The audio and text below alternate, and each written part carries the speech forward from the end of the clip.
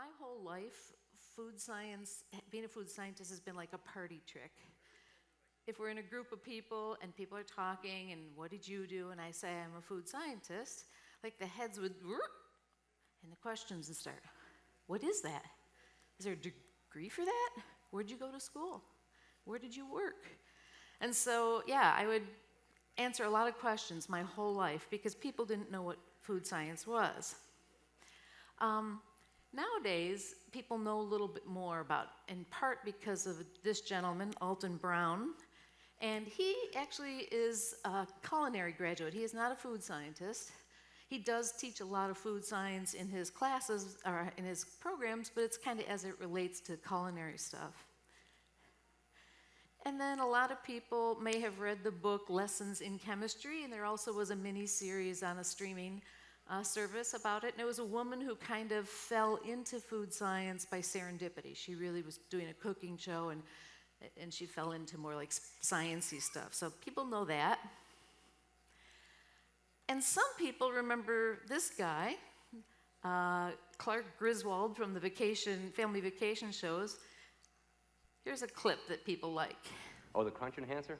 Yeah, it's a non-nutritive cereal varnish. It's semi-permeable. It's not osmotic. What it does is it coats and seals the flake, prevents the milk from penetrating it. Yeah, it's a beautiful product. I like it. What he said, just in case you couldn't catch that, is, oh, the crunch enhancer? Yeah, it's a non-nutritive cereal varnish, semi-permeable, not osmotic. What it does is coats and seals the flake, prevents the milk from penetrating. Yeah, it's a beautiful product. I like it. This actually is a pretty real scenario, except we would not have used the word varnish. We would use the word edible film. And what he's talking about has a word. During these presentations, I'm going to be revealing my bio slowly. That's why I didn't give it up front. And I'm going to teach you some vocab. So bowl life is how long the cereal can stay crunchy in the presence of milk. So I got my degree. And I put perfume and flavors together, and here's why. Flavors is like the cousin of perfume, and I might argue the more important cousin because it's really important that we enjoy the flavor of things. I had worked at a flavor company. A lot of my early years was R&D, but I did go into sales of selling technical ingredients. And I worked for a flavor company, and it was a company that was really good at making flavors for coffee, you know, like the hazelnut and vanilla and all those. Unfortunately, they gave me the Pacific Northwest as a territory, you know, Starbucks and Pete's and all those. And the problem was they didn't want flavors. They thought their coffee is the best in the world, and they wanted single origin, the left side of the volcano at 1,000 feet. That's the bean that you're going to buy. You can cover that with hazelnut. But I grew up in the Midwest, and that's a solid flavored coffee world. I think the church lady coffee in the basement was just too weak, and so they started putting hazelnut and vanilla, and it's a much bigger market there, but I didn't have it. And then there's the toxins in the world. Like, who first learned that you rub your dart point on that and your game will die quicker? I suspect there had to be some human deaths in finding out that. And will these mushrooms kill me?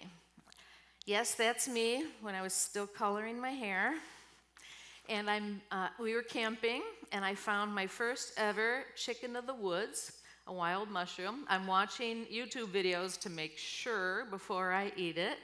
And in fact, I now have identified, foraged, and eaten 10 different wild mushrooms. I've got about 5 more on my bucket list, and then I'm good. But yeah, someone ate that sometime and learned that it was good, and someone ate one that they shouldn't have and learned that hard way that it wasn't. So then we get to my first food microbiology class. The microbiologist professor did a really interesting thing. She had an old refrigerator in her garage, and before the semester started, she'd fill it with food and unplug it and close it, and just let whatever's going to happen, happen. And then she brought all these moldy foods to the class, and we each got something plopped in front of us, and we had to do the right kind of tests on it to determine what was the original fruit, because we know which molds tend to grow on what. Interestingly, I got a perfectly round sphere, and it looked just like this, and it was an orange. You really couldn't cut into it, or if you could identify it some way, you had to still do the test to prove that it's an orange. So I had an orange, and it looked like this, but totally covered. I used to call on Kraft worldwide, and I sold these fruit preps, the things that go on the bottom of the yogurt or get swirled in your ice cream, and they had Breyer's yogurt at the time. So I called on a guy who worked for Breyer's Yogurt, and one day I went into the lobby and I said, oh, let me see if he's available. And they're like, oh no, he's on 6-month sabbatical. Well, 6 months later when he comes back, I come to find out that Kraft paid for him to go to outer Mongolia to work with the nomads and learn about their yogurt processing with yak milk and kind of determine what kind of bacteria they're using. And at the same time, he brought our modern day version of making yogurt and taught them. So it's kind of like an exchange of information. And when he came back and I finally got to see him, he told me all about it. And it was fabulous. And he lived in the yurts and he rode horse. I mean, it was just amazing. So now we're going to come way in the future to 1967. And me at 6 years old. What was Mom thinking? Although it is the original mullet, so I can maybe claim that. And I had a babysitter, and she got a box sent to her house, and in it was a Pringles can, no label, but all these potato chips that stacked up in a can.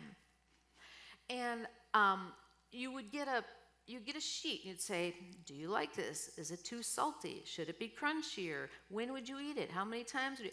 A whole questionnaire that she had to fill out. It's called an in-home use test. So you're not going to a lab to taste it. You're doing it in your home.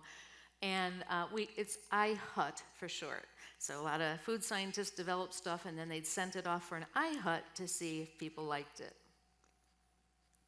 So I went to school the next day, and I told my friend that I had these potato chips. They were all the same shape. They stacked up. They were in a can. And I think she said, this girl's wacko. But I went to bed that night, and seriously, folks, I can almost remember this happening. You know, I would go to bed thinking about, how did they do that? I don't think they used regular potatoes. I think they used mashed potatoes. I'm 6 years old thinking about this. But how did they get them all the same shape and to stack up in a can? So Pringles were launched in 1968. Notice I tasted them in that iHut in 1967, so only a year later they were out. And I got to see a can, and I got to see the label. And I was reading these ingredients. 6, maybe, no, it's 6. I was reading this label. And some of the words I knew, like dried potatoes, I was like, I knew it. Because when you think about it, the instant mashed potatoes in the store are really just dried up, ground up potatoes. So I thought it was mashed potatoes, and indeed it was. It just happened to be the dried ones like we get in the stores. And then I came to this. Mono and diglyceride, what? I literally wanted to become a food scientist because I did not understand what that was, and I was going to find out someday. And I was also going to make something that tasted good out of broccoli, but I've yet to do that. All right, so food science is, every state tends to have one school that teaches food science, and usually the curriculum is created to support that state. In other words, they want to make educated people who are going to make their state better in the food system. So, for example, in Iowa State, their specialty is meat. Now, there's a whole nother degree called meat science, and there are meat scientists. I was a food scientist, not a meat scientist. However, if you got your food science degree in Iowa, you are going to learn quite a bit about meat, more than some people in other states. So the University of Illinois, where I went, you might think agriculture, and yeah, there's a lot of agriculture, but University of Illinois is known as an engineering school, very good engineering school.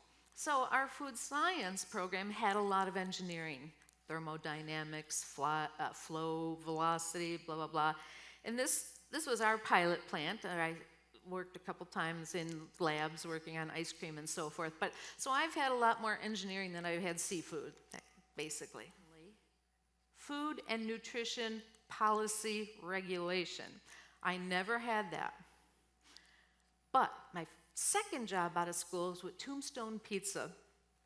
And yeah, I'm going to get a drink real quick. Pardon me. Because this is a good story.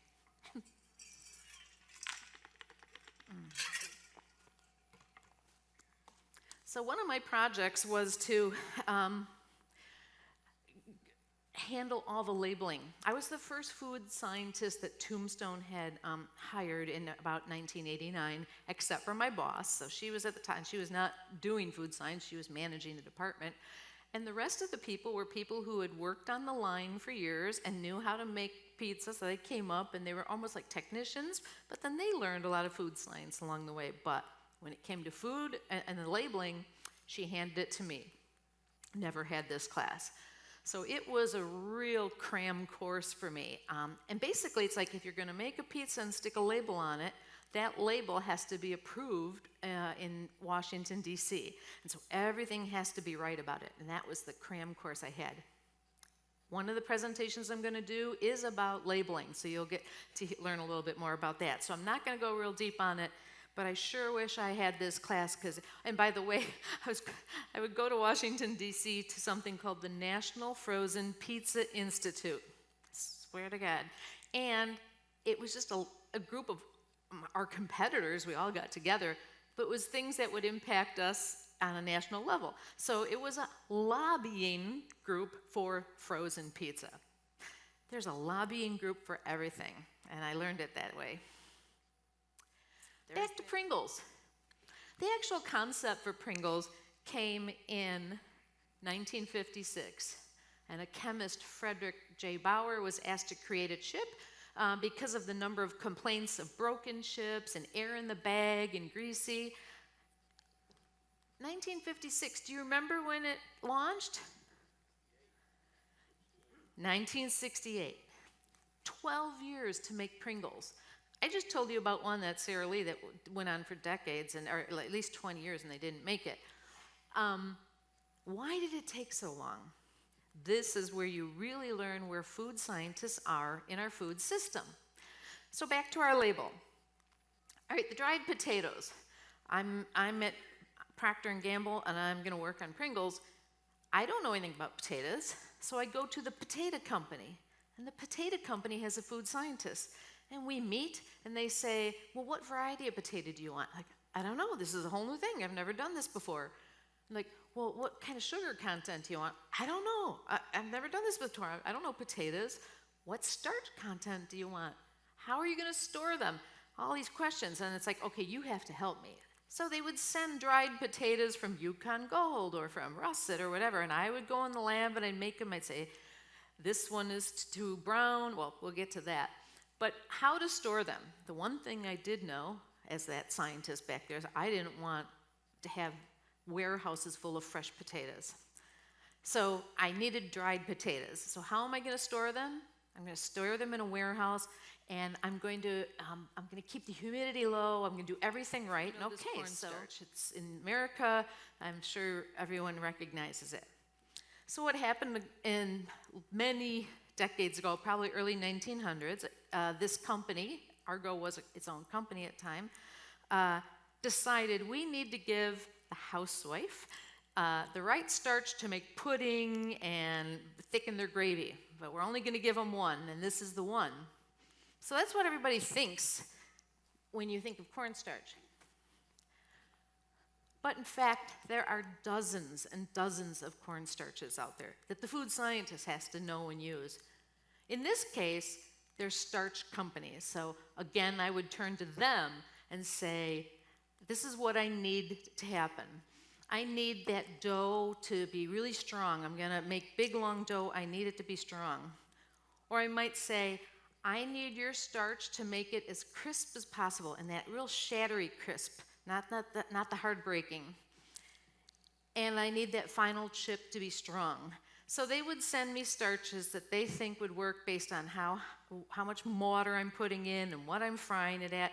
And I'd do a lot of experiments, and I would come down to the cornstarch I want. Love this one. What height can you drop a case without breakage? And food companies who care about this literally have a machine, it's like early robotics, that it holds a case of these with the cardboard and all that, and it goes like this, and it drops to the floor. And it goes down, picks it up, and does it over and over and over again. You do determine how many times can it drop without a certain percentage of the Pringles breaking. And also, there's another one that says, listen, we're going to put these Pringles on a truck for 3,000 miles across the U.S., and they're going to do this. It's going to shimmy the whole way. Is that something that makes it break? Watch. To make stackable chips, they use a ratio of 1/3 water to 2/3 potato flakes, with a little cornstarch mixed in. A conveyor delivers the mix to an auger, which disperses it.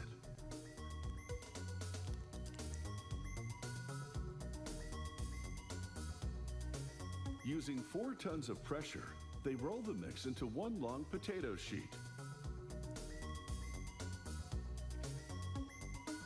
A rotary cutter punches out oval shapes. A device. All right, so the pulls away vocab the words you learned today was bowl life, the time it takes for cereal to start becoming soggy in the bowl. Fat oxidation, it means basically goes rancid because of oxygen. The germ is the only living part of the seed, which causes the seed to germinate and grow, and it's high in an oil that can oxidize, thus becoming rancid. An IHUT, an in-home use test.